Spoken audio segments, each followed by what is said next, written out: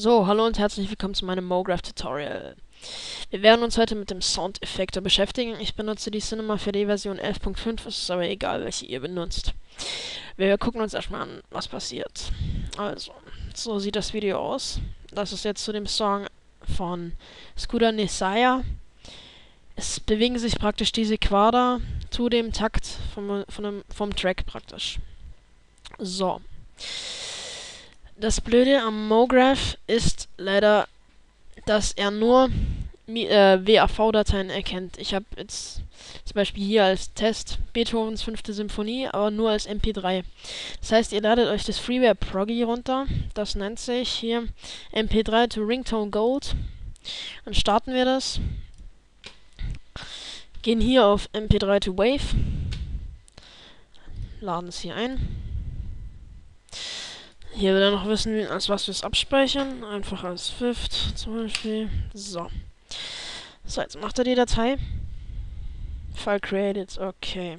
So, dann schließen wir das. Gucken noch an, ob er das wirklich gemacht hat. Hat er. Okay. So, jetzt gehen wir unter Cinema 4D. Und erstellen erstmal unsere Quader, die sich später bewegen werden. Machen wir ein bisschen kleiner. Konvertieren die in den Grundmodus. Und stretchen die ein bisschen hier. Ziehen wir so ein bisschen hoch. Dann gehen wir unter MoGraph Klonobjekt. Ordnen den Würfel dem Klonobjekt unter. Gehen jetzt auf das Klonobjekt. Unter Modus stellen wir Radial ein. Ebene sollte XZ sein. Hier können wir noch die Anzahl einstellen. Zum Beispiel hier, was weiß ich, 15. Und natürlich den Radius. Machen wir 20. So, dann erzeugen wir noch einen Boden.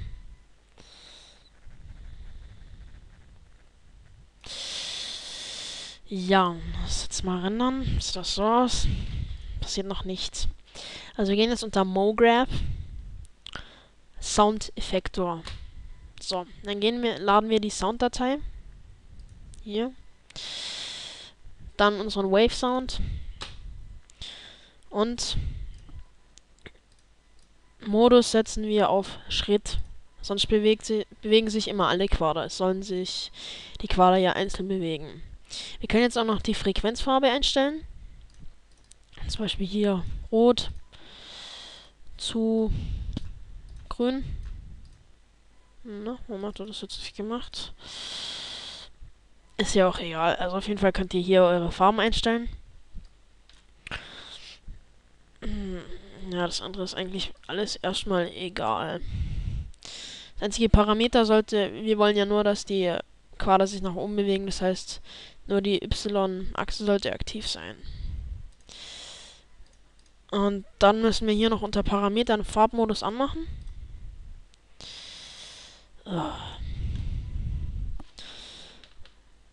Mischmodus sollte voreingestellt sein.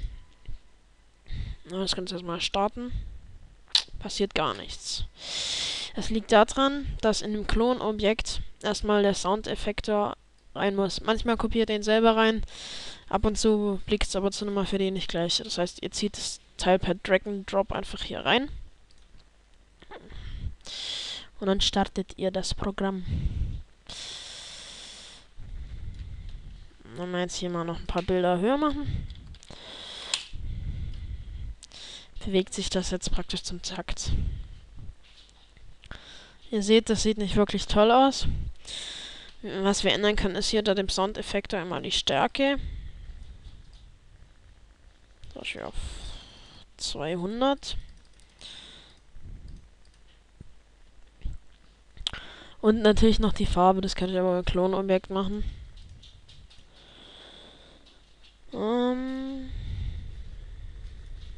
Ja, zum Beispiel hier mal, was weiß ich, auf Blau oder so. Ist ja eigentlich egal. Ihr könnt halt mit den Farben rumexperimentieren, mit allem, was ihr wollt. Ihr könnt auch, das ist manchmal ganz hilfreich, den Track hier abspielen lassen. Hier seht ihr dann auch die Vorschau. Ja, ja und ja, klar, dann können wir zum Beispiel noch den Boden an Reflexion zuweisen. Erstmal auf weiß stellen die Farbe. Dann auf Spiegelung. Ebenfalls, aber nicht so arg. Mal hier 50%. Weisen das der Bodenfläche zu. Das Ganze erstmal rendern. Na, wird das Ganze gespiegelt. Wir können natürlich auch noch wo war's denn? Matte-Effekt einfügen. Einen Matte-Effekt. Na, seht, was passiert. Ja, das war's eigentlich auch schon. Was ich euch noch empfehlen kann, ist wirklich zum ersten Mal testen würde ich auch irgendwelche Symphonien oder sowas empfehlen, weil sonst sieht man nicht wirklich den Effekt von MoGraph und dann wirkt das Ganze echt langweilig. Ja, danke fürs Zuschauen und bis zum nächsten Mal.